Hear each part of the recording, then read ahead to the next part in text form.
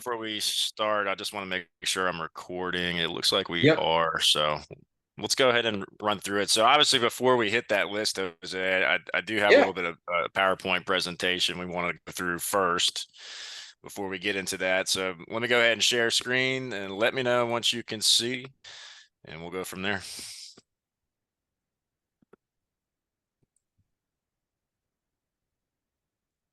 See you. Anything coming through? There we go. Yep. Sweet. So, oops, went too far. Let's go back. So, guys, thanks for joining in today for another edition of our compliance step-by-step webinars. My name is Ray Walters. For those of you that have not or maybe been here for the first time, I will be your host for today. Again, hope everybody's an awesome Christmas break and a happy New Year. I myself, Jose, hope you had a good Christmas break, good New Year's as well. It was fantastic. We've taken a couple weeks off of doing these webinars, and we're excited to be back, and hope to bring some value to today's presentation. Again, for those of you that don't know, this is Mr. Jose Delgado. He will be my co-hosting guest today. Jose has 17 years of experience in healthcare consulting, healthcare management. Also owns a telehealth, I'm sorry, a mental health telehealth clinic. And today we're going to be the topic of discussion, we're going to go through the intricacies of HIPAA security breaches. And we got a little surprise towards the end. We want to share some sort of real life scenarios going on. But Jose, anything that I missed that you want to add to? No, I mean, I'm in the trenches with you guys. So if it's something to where, these topics we come up with, it's because Ray and I are talking about things that we're experiencing with our clients or Yes. ourselves, and we're like, hey, this would be a good topic. So I figured, you know, let's see how a few people ended the year and see what kind of trouble they got into because maybe we can learn from them. So No, absolutely. And always mention this in our presentations. If you guys have any topics you'd like us to discuss in the future, please let us know. We're certainly an open book here. But before we dive in, I wanted to give just a little bit of background of what we do here at EPICompliance. We were established in 2013 by leading healthcare professionals. We specialize in healthcare compliance, specifically in HIPAA privacy, HIPAA security, OSHA for healthcare, Medicare waste, fraud and abuse regulations. Our mission, our goal is simple. We want to help streamline the compliance process for healthcare organizations, healthcare students, healthcare individuals, as well as business associates by providing tailored online solutions. So another thing as well, we've also started or founded EPIConferences, and Jose Delgado is also an instructor at this conference, and one of the courses that he teaches is it's a certified HIPAA security officer training. Jose, if you want to elaborate on that just a little bit for our audience, tell them about that training and the significance behind it. yeah, so the Certified HIPAA Security Officer, CHSO for short, boot camp is 8 hours, pretty much with me. Sometimes we bring in other speakers just so that way you guys don't get parent deaf over the 8 hour boot camp. And then the next day is the test. So that way it's a legit certification, not a Mickey Mouse. I'm gonna do this in 2 hours on my laptop while I'm watching football or March Madness or whatever sporting event is your cup of tea. So the idea is that you get a deeper insight into HIPAA security and learn how to leverage it so that way it's not as difficult and painstakingly annoying to meet the intent of the law because it's extremely difficult to meet the words of the law, but if we can meet the intent we can mitigate some of the risk. And that's really what HIPAA at the end of the day is about, is understanding and mitigating risk. No, good point. And to add to Jose's point, this is a training that we're soon going to be offering online. So, Well, yeah, but it's so not gonna be a 2 hour kind of setup, yeah, like it's you're gonna need yeah, to block off a weekend if you're gonna do it in an easy kind of format.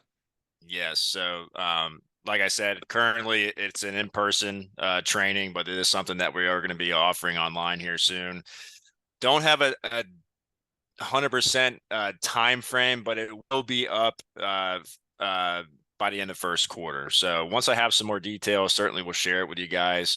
But like I said, any business owners, healthcare professionals, there's certainly a course that, like I said, if you're looking for a deeper dive into HIPAA, or perhaps you're a practice administrator, highly recommend looking into it. I said, once I get a more defined timeline, once we're releasing that course online, we'll certainly let you guys know. But without further ado, let's get kind of break down the objectives today. We're going to be diving into obviously understanding what a HIPAA breach is. We want to provide guidance on securing patient health information to prevent breaches. We want to outline legal and regulatory obligations regarding breach notifications. And then obviously towards the end of the presentation, we are going to share some real life cases of breaches and sort of breaking those down. And, and the overall goal is how can we prevent this from happening, right? So without further ado, Jose, so I I mean, got a this breach is definition. something where if you've been in healthcare for the last 30 years, you know what a breach is. The difference between HIPAA privacy and HIPAA security is the manner in which the breach is done, right? So we've talked about Sure. this. If you've seen any of our other conversations, it's the difference between paper, film versus computer and email. It's where is that information stored? Is it on a physical document or is it on the internet somewhere? So understanding where the breach is coming from helps you solve the problem of fixing the breach. So No, and to your point, Jose, I have this definition actually from the Health and Human Services yeah, website, yeah. right? So really, it's this part here. It states that the impermissible use or disclosure of protected health information is presumed to be a breach unless the covered entity or business associate, as applicable, demonstrates that there is a low probability that the protected health information has been compromised based on a risk assessment of at least the following factors. So what I would like for you, if you could help explain the audience those sort of or explain the audience those factors and help them understand that concept. Yeah, and I mean sometimes I have this conversation too between a practice and a vendor, like a billing company or an imaging or something like that. Oh, it's a breach if we're talking about the patient's case. No, no, no, no. If we're having a conversation with another provider and it Mhm. has to do with treatment, payment, or operations, it's not a breach. We can have that conversation because we share that patient. If I'm an imaging center and then I'm the ortho, but we're separate organizations, we can have conversations without a whole bunch of paperwork because the patient's already given us access to the information separately. So that way we can confer together and make the best case Sure. possible. A breach would be something to where I am a provider talking to another patient, talking to another provider that has not been given access, and I'm using names, I'm using diagnoses, I'm using any socials, date of births, addresses, licenses, whatever identifying information, right? So Sure. something as simple as, hey, someone stole my laptop. Hey, someone took a picture of a medical record that was on a table or a desk. Someone took a picture of my screen while I was working at Panera. These are all situations that I know of clients that this has happened to. So those are breaches. Mhm. So we want to mitigate those, obviously. Unauthorized people. So who is seeing the information? How are they seeing it? And the biggest one is determining what is the best course of action. So did this only happen with one person? Like, hey, we spoke to the wrong Mr. Smith. Okay, well then let's fix this. Yes, it's a breach, but we don't need to go through the whole rigmarole and be concerned about, hey, this is gonna be a $50,000 fine for this, and this. Sure. That's more on the macro scale when you end up on a list like what we're going to show later on OCR's website, where they have to publish anyone who had a breach with over 500 cases. You know, if this is a And when you say onesie, twosie 500 kind of cases, that's scenario, five, handle it in house, but handle it quickly and effectively. right? Jose, If when you this is say a 500 cases, that's 500 500 patient health patients were records were involved. Yeah, 500 understood. patients were Understood. involved with the breach. Then Got it. you have to go through the entire process, expect the fine. The fine is going to hurt. Even when you negotiate it down 50%, which good lawyers are able to do when they can prove that it's an accidental breach, not a known issue, and everybody's been doing everything to the best of their ability. Things happen, you know, so it all kind of depends. But on the Sure. breach, on the final number side, and who you're dealing with. But yeah, I mean, it's pretty straightforward what the definition of a breach is. So Of course. yeah. So providing some guidance to our audience, whether you're a covered entity or a business associate, in the, in other words, maybe you suspect a breach, right? Maybe whether it's through an application or you think maybe there's some records that were corrupt, or or like you said, you think there may be some records, there's pictures taken, etc. What's generally the first step, So in the step number process? one is get a lawyer. Mhm. Step number one, get a lawyer. It's gonna hurt because that's gonna be pricey, but the healthcare attorneys are going to be able to walk you through every step of the process, from mitigating the risk to managing expectations. You know, so after that, it's find out where this breach happened and Mhm. close it immediately if it's not already closed. So if it's something where, hey, it's IT related, it tends to be a little bit trickier because the breach is usually involved with something in the system itself, you know, a back door through an update, or someone stole a laptop that has all the credentials to get into the EHR, you know, like, so different things that we've already kind of alluded to in other videos. You Sure. want to be able to close that breach. Now, once that's done, you want to think about this like you're a credit card company or a bank where they think that a breach could have occurred. You want to handle this quickly, effectively, and decisively. So, hey, this may hurt, but we may go ahead and say we're going to get LifeLock for every potential patient that could have been involved with this. We've determined after a quick scrub, this could be 500 patients. Okay, well, you call LifeLock and you say, hey, how much for 500 people to be covered for a year? And Mhm. you give them all the name. Or you don't even have to pay for it up front. Usually, what ends up happening is that you give the patient the opportunity, and then half of them won't even sign up for it anyways, because they'll just throw out the letter. You know, so it's something to where, but you've handled the situation quickly. You don't Right. want the patients finding out the hard way that they were involved with a breach, like what happened with all scripts about, God, pre-COVID. So it feels like 20 years ago, but it was really Mhm. only about 7 years ago that they had a giant ransomware situation that their case still is ongoing from the covered entities themselves, the providers conducting a class action lawsuit against all scripts for the ransomware that happened Yeah, at the level of Allscripts. it's nuts, and they're big. That's a big entity. So, Yeah, yeah. uh, So I what mean, was but a fine? What was the final fine on that? well, It so was there's the millions. federal fine, but then there's the civil fine. Yeah, And then yeah, there's the fine to the providers for putting them at risk.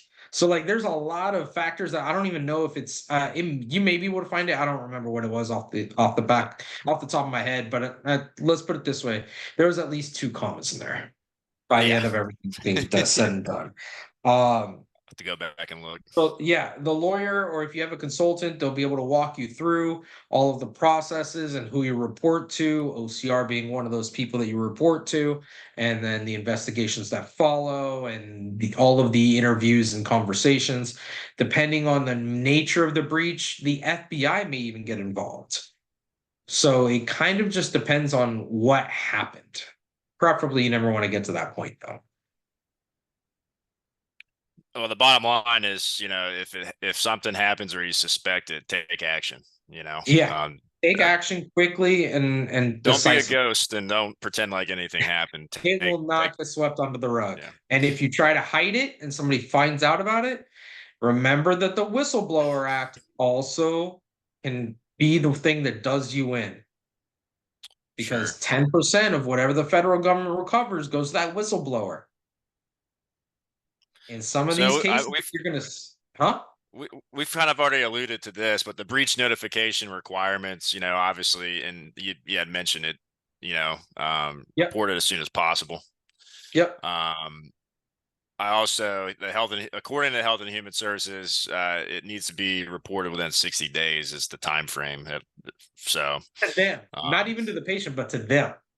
to them, yes, yes. Patient, I would say I sooner believe it's than within 30 of when they find out, but well, you'll have to double check me on that one. understood. Any other key aspects to the breach notification requirements that we can allude to or add to? Like So I said, we've usually it's on the federal scale, so you don't have to sure, worry about doing it twice at the federal and at the state level. Every state's a little bit different. Again, make sure that you're how many clients do you work with annually? Well, which person are you talking to, Thomas? But we'll answer that at the end. But yeah, so when it comes to the breach notification, it all depends on the jurisdiction that you're in. A lawyer that's set up in that area or a consultant that's set up in that area mm, could easily find out. And you can even easily find out because you can look up HHS for that state and there should be some regulations there. So it's, and then of course, if the State Board of Medicine was requiring certain actions as well, that should be on their documentation as well from the state level. here I have a good question we can spin. What if you have a business? I'm a covered entity, right? I'm a Yep. forensic office, and I have a EHR system. Let's just say Practice Fusion for all Yep. purposes. Practice Fusion reaches out to me and, hey, 5,000 patient health records of yours have been, you know, hijacked, and so they're notifying me of that. But what's Yeah. the process? Am I the Well, cover so entity? Do I still have to report it, or is the business associate essentially have to deal with that? and you're going ahead of the game, but basically what ends up happening is that I'm the covered entity. I'm going to end up on Yeah, that list. I'm going to end up on sure, the sure. OCR list. It is going to be notated now that it's because of a business associate, but it's still going to be on me. Now, this is why BAAs are so important. If I don't have a Yes, BAA, it is easy for Allscripts or Practice Fusion that owns Allscripts owns Practice Fusion for either one of those companies to go and say, no, sorry, kick rocks. I'm not dealing with it. I can prove that it's on your side, and we don't have a BAA, so you can't hold me liable. At the end of the day, the federal government's going to get their scalp. The BAA is yes, designed to protect the covered entity. If you have a vendor that is dealing with PHI and you do not have a BAA, get one immediately because you'll be shocked by how many people have issues because of the BAA. Whether it's a billing company, whether it's an insurance company, whether it's an EHR, whether it's your own IT doing something, BAAs are crucial in protecting the viability of a practice when a yes. breach occurs. Also, Because do you want these to pay half that fine or none of that fine? It may be $100. It may be $10 million. right? I don't want to deal with that. And Nope. I guarantee you, anybody else that owns a practice or even shoot, I don't want to pay a parking ticket. You think I want to pay? You think I want to pay a fine from HHS? Like that's wild. Have your business associate agreements in place, and obviously, when it comes down to these EHR companies, generally from what I've seen is they'll have you sign their version of their agreement, right? Before even doing business with them, which is fine. But would you say that you'd recommend at least having an attorney look it over just to make, So, there's nothing so left some of them are out or so blatant that yeah. you don't need a lawyer to review it, so you don't need to Mm, pay $200 an hour for someone to review something like that. You may be able to do it good with a point. paralegal and a six pack, or if you're used to reading contracts and legalese, you know what you're looking for. If you have a company like EPICompliance, you can literally just go one for one, have the BAA from EPICompliance up, have the BAA from the proposed vendor, and just Yes. go down the list. Because the topics on the contracts are always going to be clear. Like This is we don't hold harmful. This is reporting requirements. This is guarantees. So you can just match them up and say, okay, well, this is the one that I get from EPICompliance or whoever I'm using, or my own that I've got at my in my own office because I paid for policies to be done by a lawyer or something. And then these are the ones that the vendor is proposing. And this is where you can either negotiate, or in the case of EHRs, they will not negotiate. You do not have enough lives. You do not bring them enough money for them to change their BAA. So then you may need to decide, is the juice worth the squeeze to work with them? Do I have to work with them? If it's something, like you got to figure out what your red lines are. Right. You're getting married. If it's an EHR company, you're getting married nowadays with how interspersed into every aspect of the business the EHRs get. If it's something like a billing company or a printer leasing company, there are hundreds of those. Yeah. Find another one.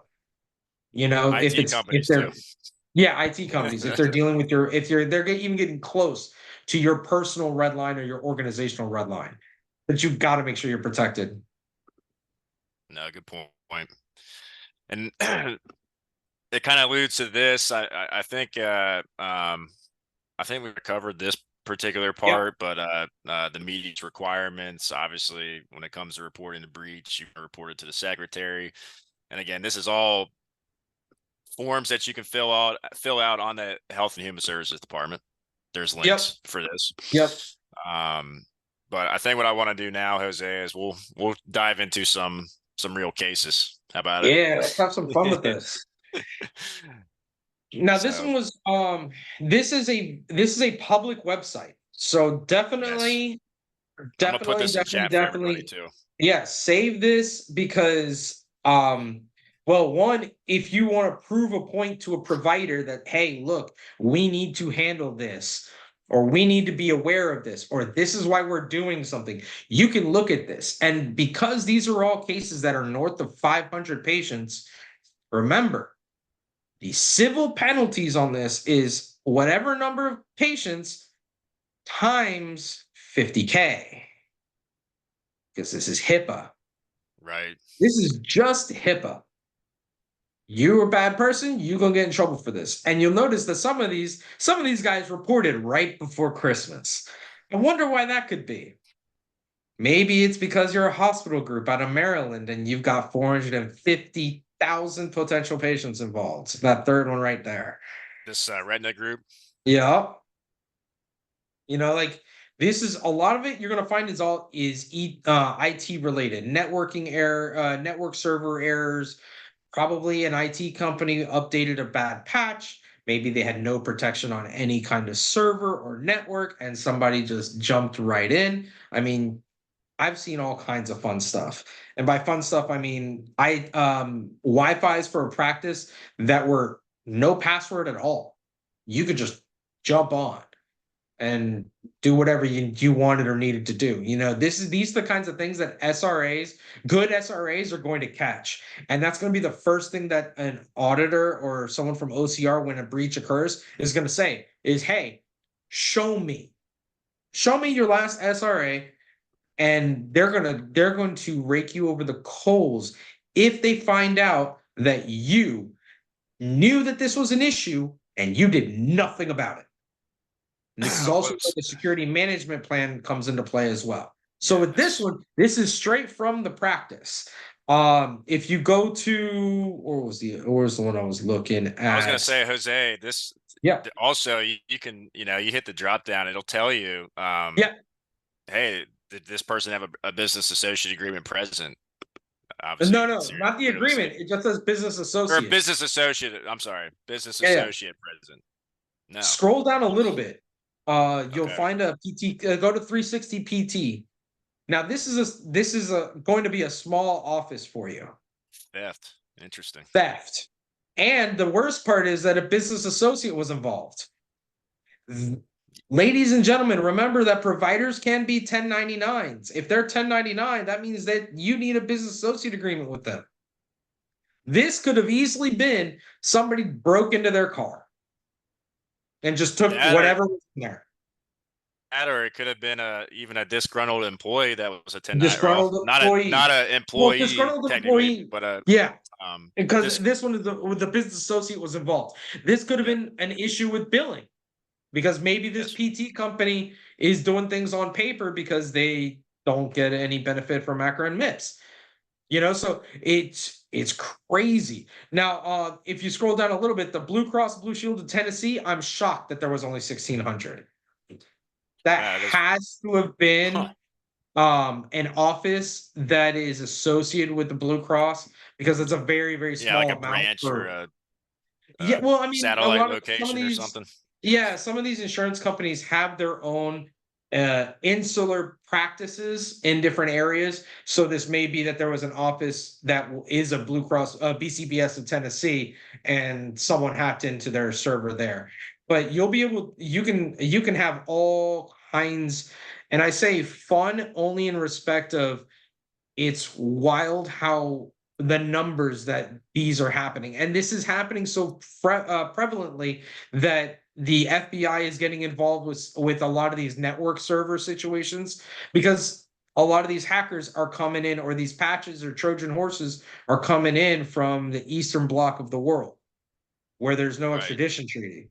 So the FBI and the IT companies may be able to track down the IP of whoever got in, but they can't do anything about it. So stronger laws don't do anything. The threat of fines don't do anything. So then your biggest bet is to protect as much as possible and mitigate that cost. So um again, if we let's scroll down a little bit more. Where are it's you? kind of interesting, Jose. Some of these bigger ones, I mean, if you just Google search, you can find out like in Oh, depth about absolutely. I the mean, significance of the hack or like this. I've noticed yeah. that. Noticed that Yeah, so you notice these big networks the here. information. Yep. The Yeah. information they're giving you is whether they were a health plan, a provider, a business Yep. associate was involved. But either way, guess who's getting that scarlet letter? The provider is. Provider. Yep. This is allowing for you to be able to, if anybody looks you up, you can go and say, all right, cool, this wasn't on me, this was on my associate. Now, if it's on your associate, they're going to ask you questions still, but that's why the BAA is involved. That's why it's so important. Um, This is why the SRAs are so important too, because if at least you can go and say, hey, we've done an SRA and this wasn't found to be an issue, because we could show that, for example, with these network servers, we could Yeah. show that all of our devices are being used properly, they're being protected properly, but the human element, something happened. Well, I mean, that gives you and your lawyer a lot of leeway to negotiate down that fine, and definitely make sure that you don't end up in handcuffs. The theft one, somebody's going to jail for that. Somebody's going to jail for that. What's that PT theft one? Go up a There's little another bit, one right? here. There was one that said other portable electronic device right Oh, there. right here. The city of Homer, Yeah. guarantee you, was a laptop that Loss. has all the hallmarks of a laptop. That has Yeah. all the hallmarks of it could have A been a car small. accident. Yeah. It could have been a car accident. It could have been theft. It could have been any number of things. But that right there, this is why we were harping on the portable devices a couple of videos ago. If you missed that one, definitely check that one out. The email one that a lot of that you see up here periodically as well, that is easily solvable, but it's attributable to people using personal emails and just disguising them as work emails through just changing the name, or they're able to access their personal email on a work device. Right. I'm sure everybody's gotten the email where, oh my gosh, Updocs, or not Updocs, Dropbox is going to cancel your account. And you're like, oh crap, I've got 20 years of pictures on there. Or your USAA or Geico is going to drop your account, or iCloud is, going to cancel your account unless you jump in and do something. Those emails, people panic They're designed to make you panic. So what happens? You open it. The second you open it, you have an issue on your hands because you just opened the door. All right. And definitely don't call those people or those numbers, by the way, but that's a whole nother bag of tricks. So if you notice a lot of these, though, they're network server related. When you scroll down, hold on, go up. Anytime you see the unauthorized access or disclosure on these, you're seeing that this is paper or film. So this is somebody got into trouble. This is Yep. oh, we have a 1099er that took records home, or you know what I mean? Like this is you've got to I would say mitigate that the risk. majority of that it's always a disgruntled employee of some sort. Uh, on your end, I absolutely would not be surprised that you see a lot of disgruntled employees. On my end, honestly, and this is the biggest problem with HIPAA and the fines, and ever since the PPACA was passed in 08, 09, most people don't intend to make a mistake like this and cause this much distress or pain to others. The majority of these incidents are completely just accidental. There's Right. nothing you can do about accidents. Absolutely nothing. It just happened to be that go play craps. Like that day, you're just the winner that day. So all we can do is try to give ourselves as much of a defense as possible for when it occurs. That's why we do the we tell our clients, hey, we do the ongoing trainings. Hey, when have you done your SRA? Hey, what's Right. your relationship like with your practice lawyer? Hey, what's going on with your IT? Like keep in mind that they're not going to deal with that IT company with 500 cases the same as a hospital system that has 300,000. Like there was one, well, shoot, the Retina Group of Washington PLC right at the beginning, whereas 400,000. Mercy Medical Center, that's a hospital in Iowa, it's almost So 100,000. many records. Yeah, like they're not gonna treat you the same if you're an office where you wish you had 10,000 patients, but really you're a Right. small office. You're dealing with maybe 8,000 patients. I mean, to put this in perspective, right? A full-time provider usually has an active Rolodex of 2,000 to 3,000 patients, depending on the specialty. You're talking about a crazy amount of patients here that's completely different, and their funding is going to be completely different. Their liability is going to be completely different. But you got to know what is our liability. When you start Right. reaching these tens of thousands, hundreds of thousands, you'd better have an incident response team. You'd better have an employee hotline. You'd better have things that a small office is going to laugh in your face. I mean, and I say small, you could have 50 FTEs. If I have 50 people, I don't need to look at the name. I know by the voice who it is. Sure. If I'm an office manager or if I'm an administrator. So paying for a hotline doesn't make any sense. Having an incident response team when I have 50 FTEs, I mean, shoot, who's going to be this incident response team? Well, me, the administrator, maybe a nurse manager, and probably the owners. Yep. That's it. But if I don't document that, it's an easy thing to document that, hey, this is the incident response team.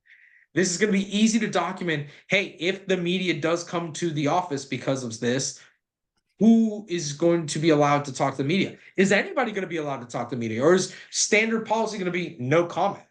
And then just anybody that does want anything, you send them to your lawyer because you're already paying them for that stuff, kind of thing. So it just kind of depends on finding what the right solution is by having the horrible conversations. It's again, I hate to liken this to marriage, but it really is. You need to have the tough conversations on the front end with the executive team that very well will cause a fight.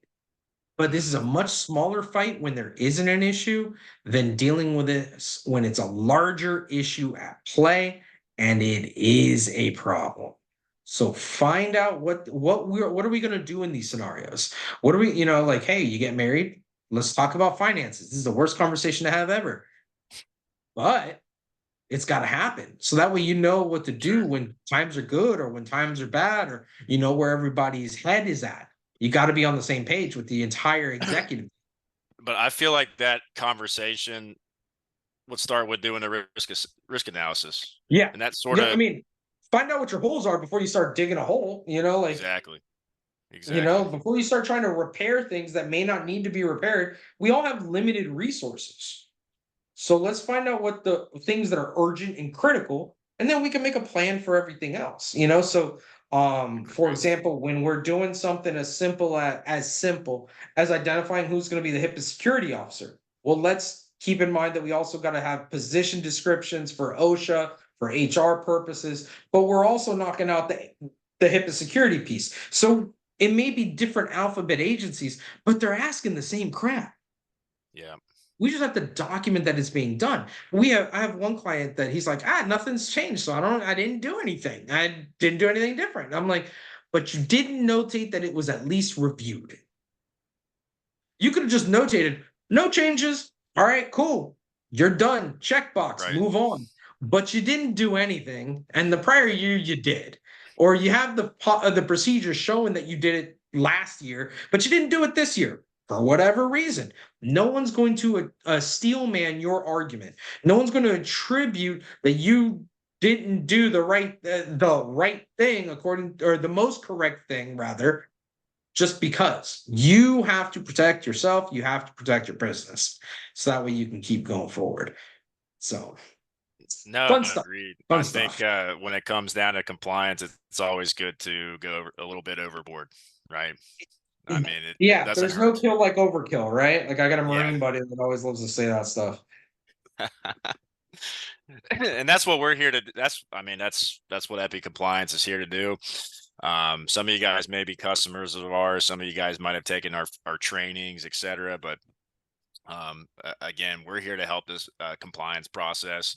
For those of you that don't know, posted a link here, and this is also those of you that have joined in today's presentation. You guys will be getting an email from us too with some links to these offerings here. First and foremost, we harp on every presentation.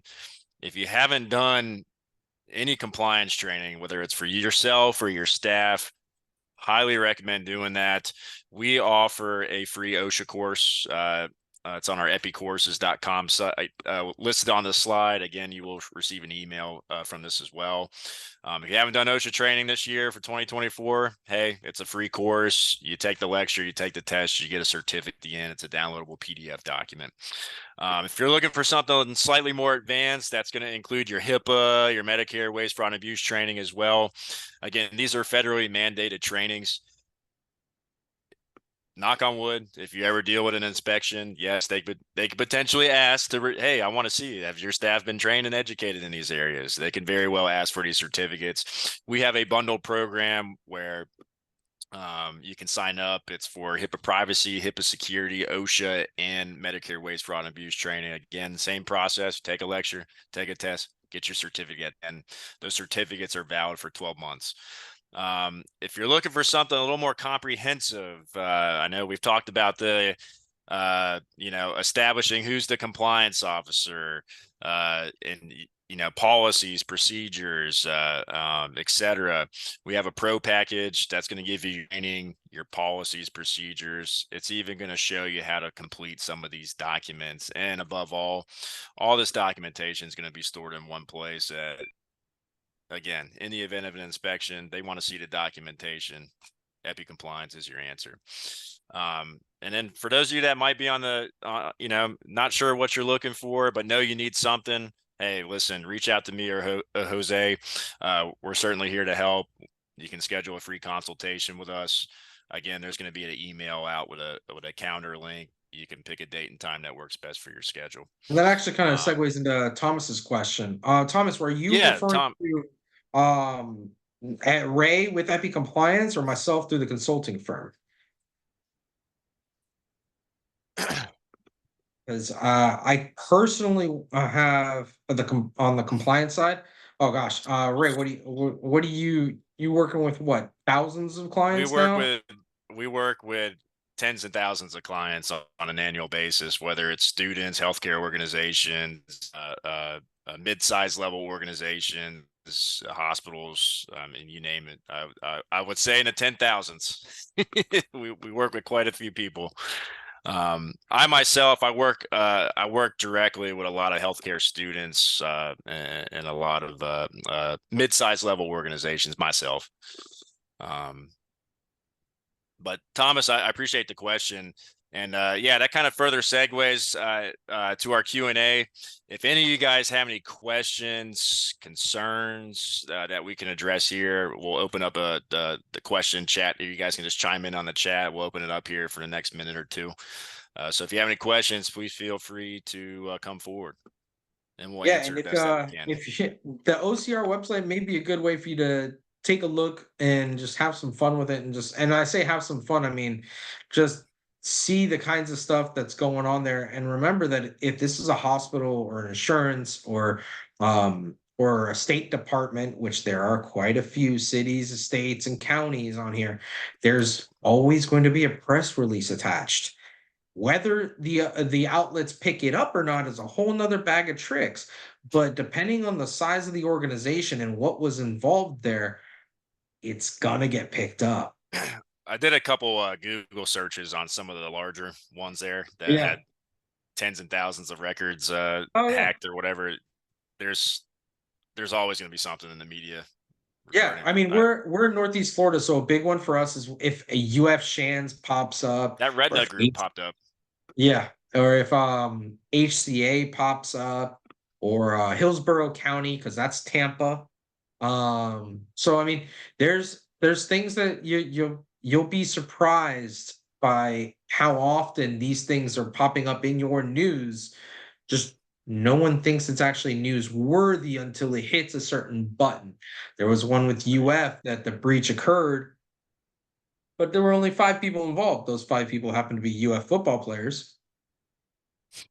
So that hit the news very fast. Yeah. And there's other cases where it's like, oh, it's 20,000 people, but they're not important. They're just Right. 20,000 people.